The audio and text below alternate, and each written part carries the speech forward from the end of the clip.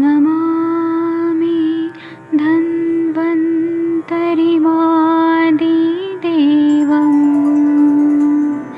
सुरासुरैर्वन्दितपादपद्मम् लोके जरामृत्युनाशम्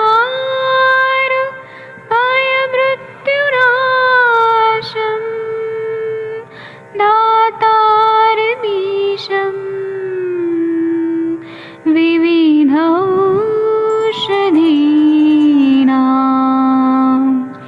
शङ्खं चक्रं जलौकां दधतं मृतघटं चारुतोर्भैश्चतुर्भिः सूक्ष्मस्वच्छादिरुद्यं शुकपरिविलसन् मौलिमम्भोजनेत्रम् कालाम्बोदोज्ज्वलाङ्गं कटितटविलसत् चारुपीताम्बराढ्यं वन्दे धन्वन्तरिन्तं निखिलगदमिव प्रौढदावाग्निनीलम्।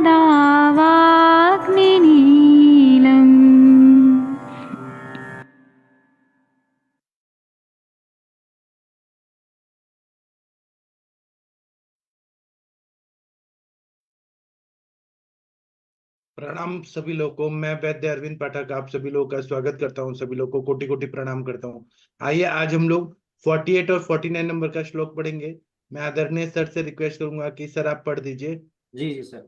पीड्यमान बस्ति चिकित्सा पीड्यमाने अंतरा मुक्ते गुदे प्रतिहतो अनिलः पुरःक्षिरुरुजं सादं पूर्वोश्च जने द्वली बस्तिः स्यात्तत्र बिल्वादि फलश्यामादिमुत्रवान्।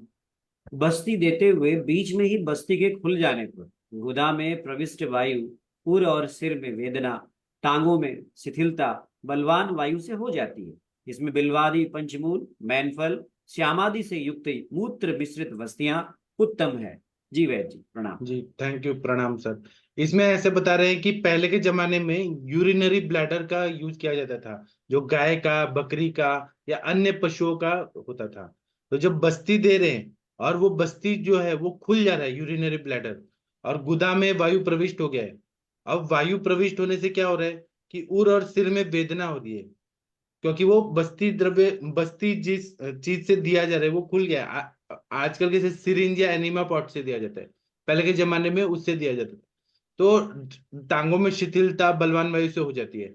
तो इसमें बिल्वादी पंचमूल, मदन फल और श्यामादि से युक्त मूत्र मिश्रित बस्तियां देते हैं। तो वो जितना भी अपान वायु है जो प्रकुपित हुआ है वो सब अनुलोमित होकर बाहर निकल जाता है, मल भी बाहर निकल जाता है। इसलिए ऐसा प्रक्रिया बताया। ये एक तरह का व्यापत है जो उस टाइम पे देखा जाता था। इसकी टीका पढ़ेंगे। डॉक्टर महेंद्र सर आप कृपया टीका पढ़ सकते हैं। सर, जी सर।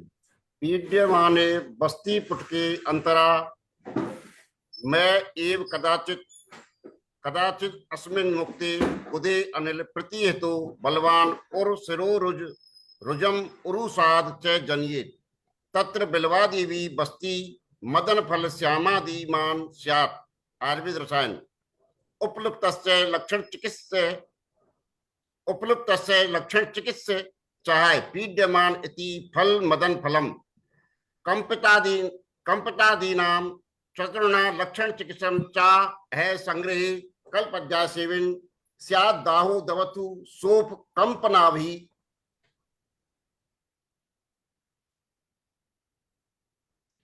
अते गुदे कसाया मधुरा सीता सेकास्तत्र से बस्तय अति मात्र प्रणीतेन नेत्रेण क्षणनाद वली स्यात् सारथी दहाय निस्तोद गुरुवच प्रवर्तनम तत्र सर्पी पिचु क्षीर पिच्छावस्तिश्च सस्यति न भाव्यति मंदस्तु बाह्यश्च आसु निर्वर्तति इसलिए तत्र पुण्य सम्यक प्रणय सिद्धिम इच्छता इति। Thank you sir. जी बहुत अच्छा पढ़ा सर आपने। इसमें ऐसा बता रहे हैं कि पीड़े माने बस्ते पुट्ट के अंतरा सेव कदाचित स्मिन मुक्ते, मतलब जब हम बस्ती दे रहे हैं तो उसको पीड़ा दे रहे हैं, मतलब जबरदस्ती हम लोग अंदर से फोर्स कर रहे हैं, निगेटिव प्रेशर से बस्ती पुटक से हम लोग बस्ती दे रहे हैं। तो कदाचित अस्मिन मुक्ते वो खुल जाता है, जो हम दोरे से या किसी सुतली से बांधा हुआ है, जो यूरिनरी ब्लैडर से दिया जाता था। तो गुदे अनिल प्रतिहतो, ये वायु जो है उसके साथ चला जाता था, और वायु जो है बलवान है, और वो अंदर चला जाने के बाद क्या करेगा, उर में, सिर में, मतलब छाती में और सिर में दर्द करता है, रुजा, उरुसाद, उरुसाद करने लगता है, मतलब थाई रीजन में बहुत ज्यादा शिथिलता आ जाती है, च जनियत तत्र, ऐसे कंडीशन में क्या करना है, बिल्वादि भी बस्ती, बिल्वादि मतलब दशमूल आदि का बस्ती, मदन फल श्यामा आदि लेकर, श्यामा मतलब त्रिवित आदि लेकर, और उसमें निरूप देना चाहिए, और उससे विरेचन होकर सारा दोष निकल जाता है। आयुर्वेद रसायन में क्या बता रहे हैं, उपलुप्त लक्षण चिकित्सा आह पीड़े मानी थी। श्लोक की शुरुआत 48 नंबर की श्लोक की शुरुआत पीड़े माने ऐसे बोला है।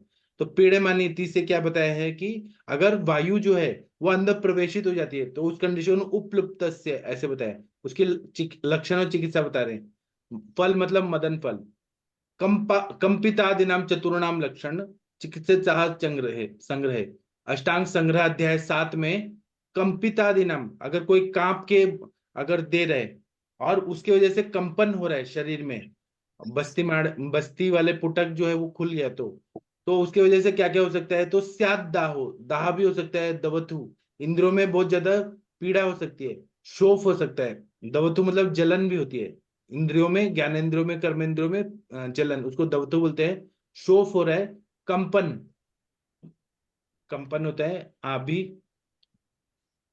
अभिहते गुदे, गुदा में अभिहत होता है, मतलब वहां पे इंजुरी होती है। तो ऐसे में क्या करना है, कषाय मधुर शीत द्रव्यों का हमें बस्ती देना है, सेक देना है, सब बस्ती है उसका बस्ती देना है। अति मात्र प्रणित नेत्र शन्नाथ बले, बहुत ज्यादा अगर नेत्र डाल दिया है तो उससे बल की हानि हो रही है, तब क्या करना है, स्याद आरती दाह, उस टाइम पे अगर बस्ती नेत्र अंदर डाल दिया है, नेत्रेण नेत्र के साथ अगर डालने से बल की हानि हो रही है, तो उसके साथ में अड़ती मतलब पेन हो रहा है, दाह हो रहा है, निस्तो सुई चुभने की तरफ वेदना हो रही है, गुरु वर्च प्रवर्तनम, गुरुता आ रही है, और जो ये मल है वो अच्छे से नहीं निकल पा रहे हैं, तब क्या करना है, वायु के प्रकोप को ठीक करने के लिए तत्र सर्पी पिचु, घी पिलाना, जो विरेचन भी करे और स्नेहन करे। पिचू रखना है, गुद पिचू, शीर बस्ती, पिच्छा बस्ती, शीर पान भी कराना है, क्षीर बस्ती भी देना है, पिच्छा बस्ती भी, शस्य दे सब अच्छा रहता है। न भावेते मंदस्तु बाह्य शु निवर्तते, तो ये क्या करता है कि वो धीरे धीरे आशु निवर्तते, वो पूरी तरह से निकल जाता है और उससे कोई तकलीफ नहीं होती है। स्नेह तत्र पुनः सम्यक प्रणय सिद्ध मुझता, कभी कभी हमें स्नेह का भी उसमें सम्यक प्रयोग करना पड़ता है, तो उससे सिद्धि मिल जाती है, मतलब हमें अनुवासन या मात्रा बस्ती भी देना पड़ता है जब ऐसे वायु बहुत ज्यादा प्रकोपित हो गया है, तो उसको बैलेंस करने के लिए। जी 50 नंबर का श्लोक है, कौन पढ़ेगा, वीना मैम आप पढ़ेंगी, doctor Veena Kanade ma'am, Ashwini ma'am, Vandana ma'am, कोई पढ़िए, आदित्य सर 50 नंबर मैं पढ़ देती हूँ। हाँ जी मैम।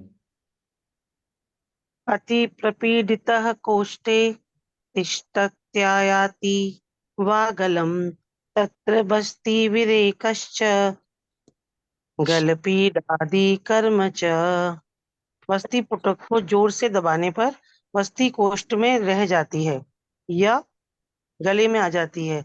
इसमें बस्ती, विरेचन, गले को दबाना आदि कार्य करना चाहिए।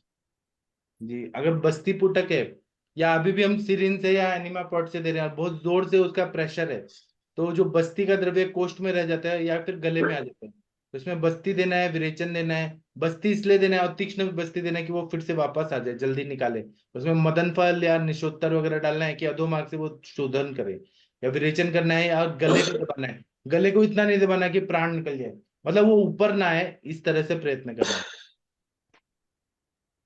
जी इसकी टीका पढ़नी है, वंदना मैडम जी आप पढ़ देंगी। जी।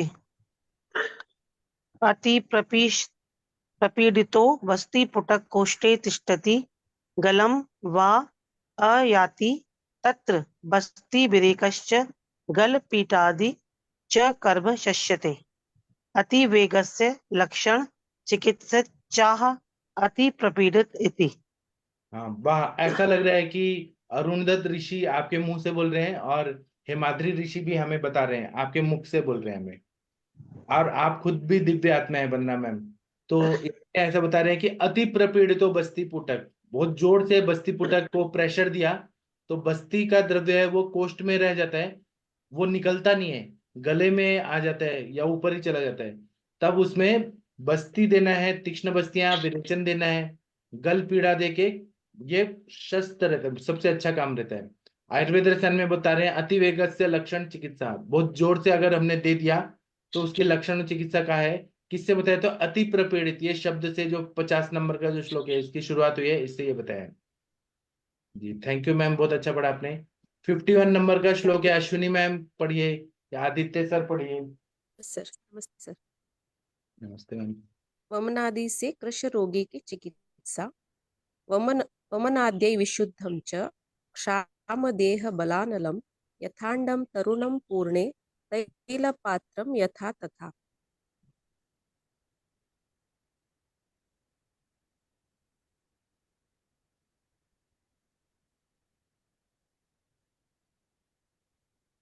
पढ़िए। विषय प्रयत्न तो भिषक प्रयत्न तो रक्षेत सर्वस्मात् उपचारतः। वमन विरेचन से शुद्ध शरीर, निर्बल बल और निर्बल अग्नि वाले पुरुष को वैद्य सब प्रकार के उपचार से नूतन उत्पन्न अंडे की भांति या तेल से भरे पात्र की भांति प्रयत्न पूर्वक रक्षा करे।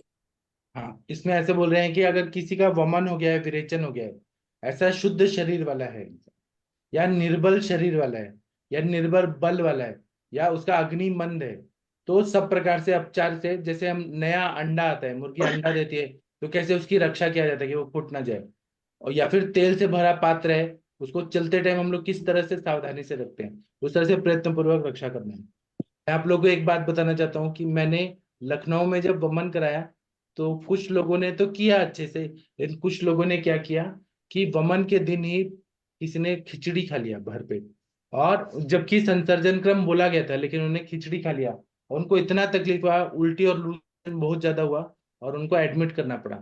तो यहाँ पे जो बोला है ना कि वो निर्बल हो जाता है शरीर वमन और विरेचन से, उनको ये जो संसर्जन क्रम है ये तो अच्छे से करना चाहिए, केयर करना चाहिए। जिनका शरीर कमजोर है, बल नहीं है, अग्नि भी मंद है, तो उसका उपचार है तेल से भरे पात्र जिसका हम जैसे रक्षा करते हैं या अंडा नया होता है उस तरह से हमें करना चाहिए, ऐसा इन्होंने निर्देश दिया। वैद्य जी वमन के दिन सुबह खिचड़ी खा के आए थे क्या? नहीं, वमन करने के 2 घंटे बाद खा लिया, अच्छा अच्छा अच्छा अच्छा। और उसके बाद में फिर मैंने उनको मना किया कि आप ऐसे पत्ते पालिए, अग्निमंद है, क्योंकि सारा पित्त तो निकल गया है वमन और विरेचन से उसी दिन, हम्म तो खिचड़ी क्यों खाना है? तो मन में है कि नहीं खाएंगे तो कमजोरी आएगा। इन लोगों को मालूम नहीं है वमन वगैरह, तो वो लोग ऐसे जानबूझ के अति साहस करते हैं, और उसके बाद में 2 दिन के बाद फिर से खाने लगे, दाल चावल नॉनवेज सब खाने लगे, फिर से बीमार पड़े। और आपने एमबीबीएस को चुन लिया, वो लोग जानते क्या है इसके बारे में? हाँ ये भी बात है। नहीं, उन्होंने नहीं किया, एमबीबीएस ने नहीं किया, उनके माता पिता ने किया। उनके माता पिता ज्यादा होशियारी समझ उनको लग रहा था कि वो ज्यादा होशियार है। एमबीबीएस डॉक्टर जो हैं वो आयुर्वेद को मानते हैं, ऐसा जो सच है वो मैं बता रहा हूँ। उनको जब मैंने बताया कि हमारा बॉडी का पित्त निकल गया है पूरा, नया पित्त बनने में 7 दिन लगेगा, तो उन्होंने समझ लिया, उनके माता पिता जो है कि हमारा बच्चा एमबीबीएस है, एमडी है, तो हम क्यों ऐसे करें, जो होगा देखा जाएगा। तो अति साहस से ऐसा हो गया कि उनको एडमिट करना पड़ा। यहाँ पर मैंने जब नहीं, तो ये जो तैयार कराते हैं ना पेशेंट्स को कि आम पाचन जब कराते हैं, तो जब दीपन पाचन कराते हैं उस समय कुछ पेशेंट जो चाय नहीं छोड़ पाते, वो चाहते हैं एक बार चाय मिल जाए, तो उनको मतलब अमूमन तो छुड़वा ही दी जाती है कि नहीं तुमको पीना ही नहीं है चाय कॉफी। लेकिन जो बिल्कुल ही नहीं मानते, कहते हैं बहुत सिर दर्द शुरू रुझा हो रही है वो, तब उसमें क्या करना चाहिए? उसमें चाय देना चाहिए, लेकिन ग्रीन टी डाल के और चाय पत्ती कम डालें। और अच्छा। मेन बात क्या है ना कि लोगों को पता नहीं क्या दिमाग में है कि अगर हम खाना नहीं खाएंगे तो हमको वीकनेस आके हम कमजोर हो जाएंगे। ये जो कॉन्सेप्ट है ना दिमाग में कि भरपेट खाना जरूरी है, चाहे कोई भी अवस्था हो, उल्टी हो, लूज मोशन हो, तकलीफ हो, लेकिन हमें एक भरपेट खाना है। ये बहुत बड़ा गलत कॉन्सेप्ट है। सर उसमें अपन दूध की चाय की जगह नींबू की चाय दे सकते हैं उसमें। हाँ, दूध उससे तो जो एकदम सर्वथा वर्जित है ना सर? दूध तो अग्निमंद कर देता है, तो सर हाँ ने दूध। लेना नींबू की चाय। जी जी। और मेरे पास तो जब मैंने प्रैक्टिस शुरू किया था 2002 में, तो मैंने वमन दिया, तो उस टाइम पे ये एरिया में सब वमन नया कॉन्सेप्ट था। तो एक ने क्या किया, जाके वड़ा पाव खाया, उनको भी सेम ऐसे ही तकलीफ हुआ था। एक ने तो अल्कोहल पिया, उनको भी ऐसे हुआ। एक ने तो समोसे खाए और कोल्ड ड्रिंक्स पिया, उनको पूरे फेस पे पिंपल्स पिंपल्स पिंपल्स पिंपल्स आ गए। और सब जगह बदनामी करने लगे कि इनके पास ऐसा ट्रीटमेंट करो तो पिंपल्स आते हैं। तो लोग मेरे पास आने लगे, पूछने लगे कि आपने क्या दवाई दिया कि पिंपल्स आ गए। तो मैंने उनको बुलाया और सब लोगों को भी बुलाया और पूछा कि इन्होंने क्या खाया। तो पता चला कि समोसे खा रही थी और कोल्ड ड्रिंक्स पी रहे थे। तो ये अपना गलती नहीं बताएंगे कि हमने क्या किया है। और समोसे के साथ में मिर्ची भी खाएंगे, तीखा चटनी भी खाएंगे, और वो संसर्जन क्रम में सब उल्टा पुल्टा काम करते हैं। ऐसा हो तो जाता वैसे ये जो पेशेंट सामूहिक आप कराते हैं तो सबके कंसेंट पेपर साइन करवा लेते हैं? है, सब कराते हैं, लेकिन वो मन में कंसेंट भी लेते हैं, केस टेकिंग करते हैं, पूरा बीपी वगैरह। लेकिन सब लोग ऐसे नहीं फॉलो करते हैं ना। आजकल जी। लोगों के मन में क्या है कि अगर हम नहीं खाएंगे तो वीकनेस आएगा, हमें कमजोरी आएगी। खाना जरूरी है, ऐसे। लेकिन जो होता है वो नया नया एक्सपीरियंस होता है। अश्विनी मैम, आप कुछ बोलना चाह रही हैं? जी नहीं। पढ़ना चाहती है तो पढ़िए, वमन विवेकादेश। Yes sir. वमन विरेकाद्यश्च विशुद्ध क्षामदेह क्षामबल क्षाम अनल च पुरुष वैद्य प्रयत्नेन सर्वस्मात् उपचाराद्रक्षेत् किमिव यथा तरुण अभिनव जातमण्ड यथा च तैलपूर्ण पात्र रक्षते तथा प्रयत्नेन रक्षेत्। नीचे वाला भी पढ़ दीजिए मैम। Yes sir. वमनादिशुद्धस्य विशेषतो उपचार निषेधति वमनाद्यैर् इति। हाँ, इसमें ऐसा बता रहे हैं, अभी देखिए डॉक्टर हरिहर सर के पास जिन लोगों ने भी कराया, वो सारे पेशेंट लोग बहुत अच्छा फॉलो करते हैं, उनके उधर व्यापक नहीं हुआ। लेकिन यूपी में जाने के बाद गड़बड़ हुआ है, वो मैं मानता हूँ। लोगों ने नहीं पथ्य पाला, संसर्जन क्रम नहीं किया। लेकिन हरिहर सर का रिकॉर्ड है, सर की बात सब लोगों ने माना और वो पेशेंट भी ठीक हो गए। तो ये हमें देखना पड़ता है किस तरह के क्या मेंटेलिटी है, कौन पेशेंट कितना फॉलो करता है। इसमें बता रहे हैं वमन विरेकाद्यश्च विशुद्ध, जिनका वमन हुआ है, विरेचन हुआ है, आदि ये करके शरीर शुद्ध हुआ है। शामदेह, शामदेह मतलब कमजोर शरीर है। शाम बल मतलब बल कम है। शाम अनल, अनल मतलब अग्नि, अग्नि कम है। ऐसे पुरुष जो रहते हैं, वैद्य प्रयत्न, वैद्य प्रयत्न के साथ सर्वदस्माद उपचाराद रक्षित, सभी तरह की चिकित्सा देके उसकी रक्षा करना है। किमिव, किस तरह से करें? यथा अरुण अभिनव जातम अंड, मतलब जो नया नया अंडा होता है, जातम अंड, जात नया नया अंडा होता है, उसकी हम रक्षा करते हैं। जैसे कबूतर होता है या फिर स्पैरो होती है, चिड़िया होती है, वो अपने अंडे की रक्षा करती है। यथा च तेल पूर्ण पात्र रक्षते, जिस तरह से तेल से भरा हुआ पात्र की रक्षा किया जाता है, पूरा ऊपर से फुल भरा हुआ पात्र है, जब उसका हम अच्छे से रक्षा करते हैं, तथा प्रयत्न रक्षित, उस तरह से प्रयत्न करके रक्षा करनी है। पेशेंट उसी तरह से बहुत ज्यादा डेलिकेट होता है, उस टाइम पे उसकी रक्षा नहीं किया तो मृत्यु तक हो सकती है। आयुर्वेद दर्शन में बोल रहे हैं वमनादि शुद्ध से विशेषतो उपचार निषेधति, वमनाद्य रीति। मतलब 51 श्लोक का शुरुआत है वमनाद्य। तो वमनाद्य से क्या बोल रहे हैं? वमनादि से जो शुद्ध हो गए हैं उनको विशेष रूप से उपचार निषेधति, अलग तरह का कोई उपचार नहीं करना है, उसका निषेध किया गया है। उसमें उनकी रक्षा करनी है, अग्नि की रक्षा करनी है, शरीर की रक्षा करनी है, बल की रक्षा करनी है। डॉक्टर हरिहर सर, आप सुन रहे हैं क्या सर? डॉक्टर हरिहर सर शायद कुछ काम कर रहे हैं। ठीक है, 52, 53, 54 नंबर का श्लोक पढ़ना है। कौन पढ़ना चाहेगा? वीना मैम, मनीषा मैम, कोई पढ़िए, आरती मैम।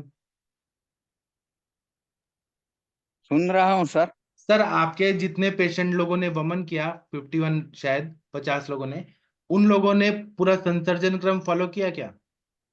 सर हमने तो पहले ही दिन बोल दिया था, अगर आप गलती करेंगे ये वमन कराना तो सरल है, लेकिन इसके बाद गलती करेंगे तो आपकी जवाबदारी होगी, क्योंकि हॉस्पिटल में एडमिट करना पड़ता है किसी को। तो सब लोगों ने फॉलो किया सर? हाँ सर, सबने फॉलो किया, किसी को और कुछ कोई तकलीफ ही नहीं हुई है। हाँ, तो आपके पास रिकॉर्ड है कि आपकी सब बात मानी। मैंने जहां पर कराया वो वैद्य लोग भी ऐसे ही हैं कि उनको उतना इम्पोर्टेंस नहीं पता संसर्जन क्रम का, शायद उन्होंने इग्नोर किया, मेडिकल निग्लिजेंस होता है ये। और पेशेंट लोगों ने भी बात नहीं माना, ये दोनों चीज है। हाँ सर। हाँ, आपका कैसे, आपका प्रभाव है, आपकी हर बात मानी जाती है वहां पे। जी। हाँ, वो पहले ही उसको कह देते हैं कि ये कराना तो ठीक है, सरल है, लेकिन बाद में अगर आपको कुछ होता है तो वो आपकी जिम्मेदारी के बात करना पड़ता है। जी। मूंग मूंग का पानी से अलावा कुछ नहीं लेना, ऐसे ही बोल देते हैं, खिचड़ी का भी नहीं बोलते सर। अगर अच्छा, तो अब आपके वो धना भाई और राम भाई सब ठीक है? हाँ, सब ठीक है। जी। और उनको फायदा लग रहा है क्या सर, वमन के बाद, शुद्धि के बाद? हाँ, सबको फायदा है, लेकिन मैंने बोला ना कि 2-3 दिन से मैं आपके टाइम सर नहीं हो सकता हूँ, नहीं तो सभी को मैं लाने वाला हूँ, क्यों सभी की दवाई भी अब उनको क्या क्या देना है वो आपको पूछना है सर। जी।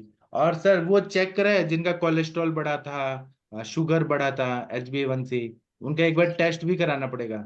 हाँ, शुगर वाले तो सब ठीक है, कोलेस्ट्रॉल का तो नहीं किया है, लेकिन शुगर वाले को तो 400 वाले थे वो 200 तक तो आ गए थे सर। जी। ठीक है सर, आप फिर करिए, उसका डेटा बनाइए सर, उसको किसी को बताने को काम आएगा कि हमने वमन कराया तो उसके बाद में क्या फायदा हुआ, वो सब रिकॉर्ड रहेगा तो अच्छा है। हाँ सर, ये करें। जी। ठीक है, कोई श्लोक पढ़ेगा 52? दद्यान् मधुरः ध्यानि ततो अम्ल लवणो रसो स्वादु तिक्तो ततो भूय कषाय कटुकौ ततः शृण्यो अन्योन्य प्रतिकानाम प्रतिनिकानाम, अन्योन्य अन्योन्य प्रतिनिकानां रसानां स्निग्ध रूक्षयो व्यत्सायाद उपयोगेन। उपयोगेन क्रमान्तः प्रकृति नयेत् सर्वेशः स्थिर बलो विषेय प्रकृतिं विज्ञेय गतः विज्ञेय प्रकृतिम गतः। विज्ञेय प्रकृतिं गतः जी। इति श्री वैद्यपति सिंह गुप्त सुनुश्री मद वाग्भट विरचिता याम अष्टांग हृदय सहितायाम पंचमे कल्प सिद्धि स्थाने वस्ति व्यापि सिद्धि नाम पंचमो अध्याय। जी, इसका हिंदी वाला पढ़िए सर। प्रथम मधुर और हृदय वस्तु मधुर देवे। हृदय वस्तु देवे, पीछे अम्ल तथा लवण रस देवे, और फिर मधुर तिक्त, अंत में कटु और कषाय रस देवे। परस्पर प्रतिपक्षी रसों के विपर्य रूप में प्रयोग करने से स्निग्ध एवं रूक्ष एक दूसरे के विपरीत गुणों के प्रयोग करने से वमनादि से शुद्ध पुरुष को उसके अभ्यस्त प्रकृति पर ले आना चाहिए।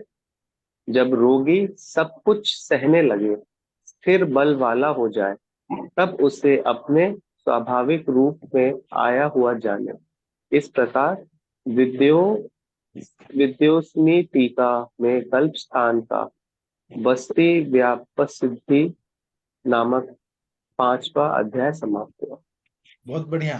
तो इसमें बता रहे हैं कि जो जिन लोगों का वमन विरेचन करा दिया है, जिन लोगों का अग्नि बहुत वीक हो गया है, बल वीक हो गया है, बहुत कमजोर हैं, उनको क्या करना है कि संसर्जन क्रम करा के, सब कुछ करा के, पहले मधुर और हृदय वस्तु देना है जिससे उनको ताकत है, स्ट्रेंथ है।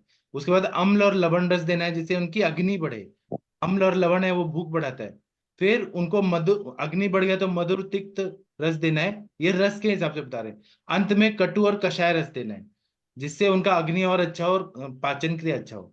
इस तरह से परस्पर प्रतिपक्षी रसों के विपर्य रूप से प्रयोग करना है।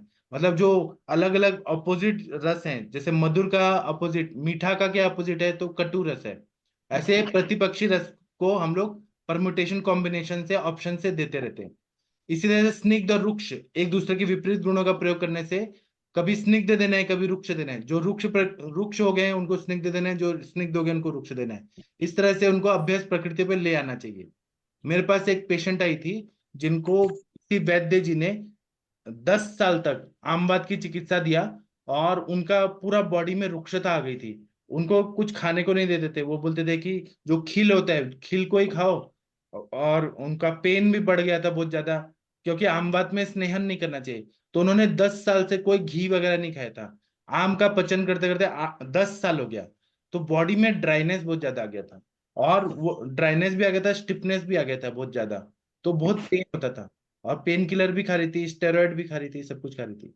तो ये जो सूत्र है ना, स्निग्ध और रुक्ष, इस तरह से मैंने चिकित्सा किया। तो मैंने कभी उनको तेल का बस्ती दिया, फिर मैंने उनको रुक्ष चिकित्सा दिया कि लंघन करो। कभी मैंने मदन पल वाला दूध का बस्ती दिया। फिर ऐसे स्निग्ध रुक्ष करते करते करते स्त्रोतस खोलते जाओ, और फिर रुक्ष से रुक्ष बस्ती देके हमें उनका शोधन भी करना है। ऐसे करते करते मैंने उनका पूरा स्त्रोतस खोल दिया और वो पेशेंट ठीक हो गई। तो ये जो बोल रहे हैं ना, ये चिकित्सा करना पड़ता है। और जो वमन आदि से शुद्ध पुरुष है उनको अभ्यस्त प्रकृति तक ले आना है, मतलब नॉर्मल तक लाना है। जब रोगी सब कुछ सहने लगे, स्थिर बल वाला हो जाए, तो उसको स्वाभाविक रूप से आया हुआ जाने, मतलब वो ठीक हो गया है, ऐसे समझना चाहिए कि उसकी अग्नि अच्छी हो गई है, उसका बल अच्छा हो गया है, उसकी प्रकृति अच्छी हो गई है। तो हमें ऐसा समझना चाहिए। अभी ये जो इसकी, वैद्य जी, हाँ जी बोलिए मैम। यानी कुछ पेशेंट ऐसे होते हैं कि जिनको बहुत डर बैठाया हुआ होता है कि घी नहीं खाना, तो उन्होंने बहुत दिनों से घी छोड़ा हुआ होता है। हाँ, तो उनको मतलब हमें ये बताना पड़ता है कि जो घी होता है वो दो तरह का होता है। एक गुड कोलेस्ट्रॉल बनाता है, एक बैड कोलेस्ट्रॉल बनाता है। एक एलडीएल बनाता है, एलडीएल जो होता है शरीर को नुकसान करता है। एक एचडीएल होता है जो शरीर के लिए बेनिफिशियल होता है, जो ज्वाइंट्स में, हार्ट में फंक्शन को प्रॉपर करता है। जैसे गाड़ी को ओवरऑलिंग सर्विसिंग करते हैं, इंजन ऑयल डालते हैं तो इंजन अच्छा चलता है। इंजन ऑयल नहीं रहेगा तो गाड़ी अच्छा नहीं चलेगा। इसी तरह से अच्छा जो है। और दूसरा उनको ये बोलना चाहिए कि जो लीवर है वो फैट का मेटाबॉलिज्म करता है। अगर लीवर का फंक्शन अच्छा कर दिया तो हर तरह का स्नेह पचेगा और एक एक सेल को स्नेहन करेगा। ऐसे जब समझा दिया साइंटिफिक वे में, जो समझना चाहता है वो समझ जाता है, जो नहीं समझना चाहता उनको जय जय जय श्री राम ऐसे बोलना चाहिए। वैद्य जी बिल्कुल ही नहीं खा सकते, उनको पसंद ही नहीं है, तो उनको थोड़ी मात्रा में एरंड का तेल अगर दे दे कभी कभी तो जिनको नहीं लेना ना स्नेह बिल्कुल ही एरंटेन, नहीं लेते। वो जैसे नहीं लेते। सॉफ्ट फ्यूल्स, उसके कैस्पर के जो सॉफ्ट फ्यूल्स आते हैं। जी, सही बताया आपने। सर खाने खाने के साथ में मिला सकते हैं सर उनको, जैसे अपन वो डालते हैं ना मोमन टाइप, घी डाल के खाने में रोटियों में थोड़ा थोड़ा थोड़ा, जी उस तरह का। जैसे बाटी वगैरह बनाते हैं या फिर रोटी बनाते हैं तो उनमें डाल दो थोड़ा थोड़ा, तो उससे धीरे उसके जी हो जाएगा जी। साथ में। जिनको लेना है वो लेता है, जिनको नहीं लेना है वो नहीं लेता है। जिसको कोलेस्ट्रॉल का थेरी बैठा हुआ है वो पेन किलर खाएगा, सब कुछ खाएगा, लेकिन आयुर्वेद का घी नहीं खाएगा, तो मत खाए। सर राजस्थान में तो इतना घी खाते हैं, और बाटी में भी डालते हैं, फिर गट्टे में डालते हैं, फिर खूब घी खाते हैं, लेकिन खूब वर्जिश करते हैं। किसी का भी कोलेस्ट्रॉल 90% का तो नहीं ही होता, देखा नहीं। तो वहां पे रुक्ष हवा चलती है ना, रेगिस्तान है, तो ड्राइनेस बहुत ज्यादा रहती है। अगर वो नहीं खाएंगे तो स्किन फट जाएगा, पूरा पूरे ये गांव ऑर्गन की फट बात जाएंगे। है सर, ये जो सिटी के लोग हैं ये कोई वर्जिश नहीं करते, इनके सबकी बीमारी फैल रही है खूब। जी ये गांव की स्थिति है, गांव में स्थिति यही, फिर भी करते हैं लोग एक्सरसाइज, थोड़ा काम भी करते हैं खेतों में। जी लेकिन शहरों वालों की स्थिति यह है, वो तो कोई काम नहीं करते, आराम से खूब खाते हैं और खाने के बाद में सोते हैं। जी। लेकिन आप देखा जाए तो राजस्थानी लोग बहुत मेहनती होते हैं, बहुत ज्यादा मेहनत करते हैं। जी। सर ये अपोजिट रसस मधुर कटु लवण का क्या है सर? मधुर का अपोजिट क्या है? कटु और तिक्त। जिसको डायबिटीज हो गया हम उनको क्या देते हैं? तिक्त रस देते हैं, तो वो मीठापन कम हो जाता है। तिक्त का क्या है अपोजिट रस? बहुत ज्यादा तिक्त खा लिया है तो रुक्षता आ गई, तो उसको मधुर रस। मतलब कुछ कफ शामक रहते हैं, कुछ वात शामक रहते हैं। मधुर अम्ल लवण है, कफ वर्धक होते हैं, वात शामक होते हैं। और वात वर्धक कौन से होते हैं? कटु तिक्त कषाय। वातवर्धक होते हैं। उसका ऑपोजिट रस क्या होते हैं? मधुर, अम्ल, लवण। ऐसा और सर। हाँ, और इसी तरह से तिक्त मधुर कषाय क्या होते हैं? पित्त शामक होते हैं। तिक्त मधुर कषाय। और पित्तवर्धक क्या होते हैं? तो अम्ल, लवण और कटु, ये पित्तवर्धक होते हैं। तो ये अपोजिट रस का जैसा कंडीशन हमें जी। किसी को कुछ बोलना है? डॉक्टर सुबोध जैन जी, आप कुछ बोलना चाहते हैं? वीना मैम, आप भगवान का प्रेयर करेंगी प्लीज? करती हूँ सर। जी। वशिष्ठ भोद्भव गौतमार्थ मुनीन्द्र देवाचित शेखराय चंद्रार्क वैश्वानर लोचनाय तस्मैन्वकाराय नमः शिवाय। शिव जी की प्रार्थना है। वशिष्ठ, गौतम, अगस्त्य आदि मुनिवर और इंद्र देवताओं जिनकी मस्तक की पूजा करते हैं, चंद्र, सूर्य और अग्नि जिनके नेत्र के वकार स्वरूप शिव जी को हम नमस्कार करते हैं। Thank you sir. जी, तो मुझे ये कहना है कि शाम को हम लोग सुश्रुत संहिता पढ़ेंगे, जो डलहन जी की टीका है, निबंध संग्रह। तो वो 7:30 बजे नहीं होगा। मैं सर से रिक्वेस्ट करूंगा 7 से 8 हो, क्योंकि आधा घंटा में हो नहीं पा रहा है। तो हम 7 से 8 आज पढ़ेंगे, फिर 9 से 10 हम लोग क्लिनिकल संभाषा करेंगे। तो आप लोग का दिन शुभ हो, ऐसे शुभकामनाएं। आज 10 मई है, आप लोग का दिन बहुत अच्छा जाएगा। तो अभी मैं सेशन बंद अक्षय करता हूँ। तृतीया भी है अक्षय तृतीया की भी बहुत बहुत बधाई हो। और आप लोग परशुराम जयंती भी है।